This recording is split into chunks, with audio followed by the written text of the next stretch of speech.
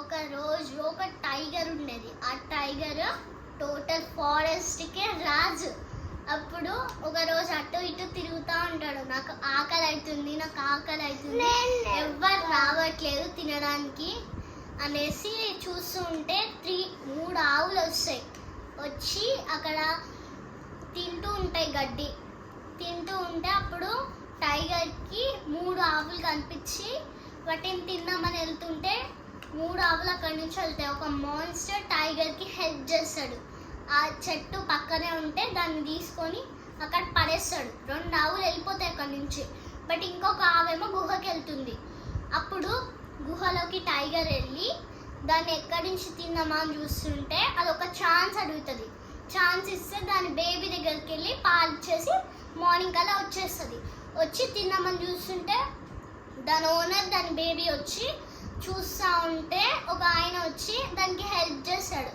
అంటే అప్పటికల్లా వాళ్ళు అన్ని పనులు ఉంటే అవన్నీ చేసుకున్న తర్వాత అక్కడికి వచ్చి హెల్ప్ చేస్తే అప్పుడు వాళ్ళందరూ బయటకు వచ్చేసారు. నేను చెప్తా అయిపోయింది. అది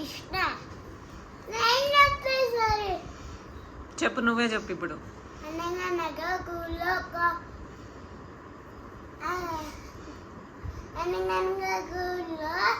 ఒక టైగర్ ఉందంట.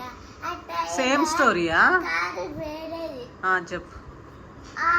ఆ ఫారెస్ట్ లో ఒక ఎలుక ఉంటుంది. ఎవరు దాన్ని బంధిస్తే ఆ ఎలుకెళ్ళి సాయం చేస్తుంది. నేను తిన్నామనుకుంటే నువ్వు నాకు సాయం చేసినావు కదా, నీకేం కావాలి అన్నది. నాకు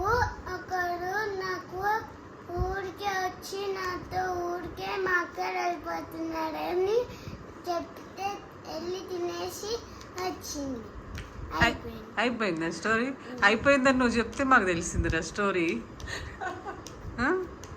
తన్వి స్టోరీ చెప్తే అయిపోయినప్పుడు మాకు తెలిసింది. ఎందుకు? సూపర్, బాగా చెప్పారు ఇద్దరు.